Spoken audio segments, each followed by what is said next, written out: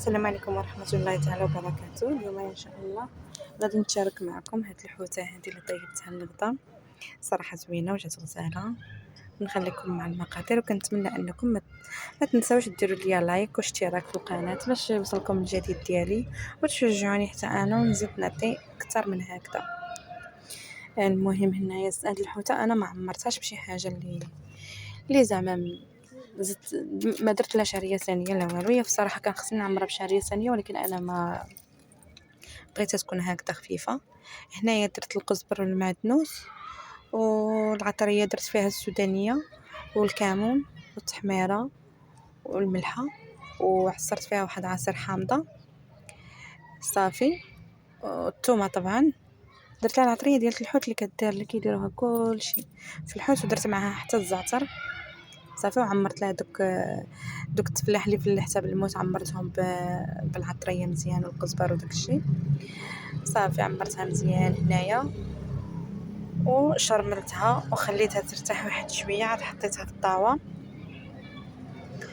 صافي. وزدت عليها الخضيره. انا نوريكم كيفاش درت الخضره معاها.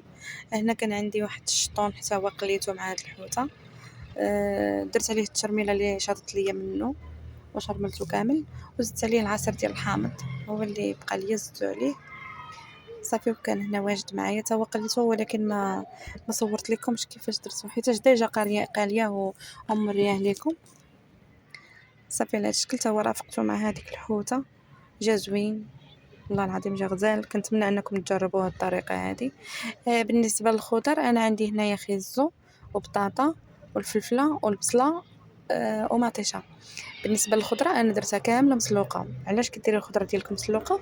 لان الحوت دغيا كيطيب، وهاد الحوته بالخصوص ما كتبغيش طياب بزاف حيت الا طابت بزاف الحوت كيقطح. بالنسبه الا دخلتيها للفران ضروري خصك تكون عندك الخضره مسلوقه. انا سلقت بطاطا وسلقت خيزو، غير مطيشه اللي درتها خضراء حيت راكم عارفين غادي طيب مباشره مع الحوته، غتكون حتى المطيشه واجده، والبصله وفلفله خضراء حتى هي قطعتها من الفوق صافي. هذه هي الخضيره اللي درت فيه صافي. وغطيتها بابي الومنيوم ودخلتها للفران اللي كنت مسخناه من قبل.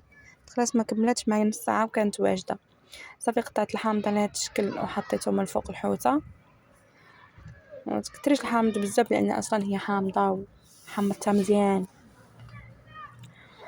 صافي. هنا حكيت واحد جوج مطيشات، ما درتش بزاف، حكيتهم درت فيهم العطريه حتى هما، درت فيهم الكمون والتحميره والملحه وشويه ديال السودانيه صافي. ودرت معهم شويه ديال زيت العود وزدتهم من فوق ديك الخضره غير باش يتلباو معنا ويتعطروا شويه صافي. وزدت شي خطوطه ديال زيت العود حيت درتها ناشفه، ما زدت فيها لا مال حتى شي حاجه، غير الزيت العود. ديك الخضره والحوته طابوا غير في الزيت العود وفي الماء ديال ديك الخضره، يعني ما درت لا مال حتى شي حاجه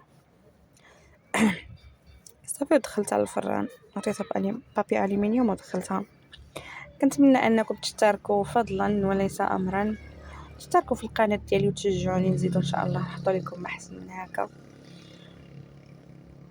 هكذا كانت الحوته وجات على هذا الشكل هذا. وهنا ملي طابت، اتمنى انكم تجربوها بصحه وراحه.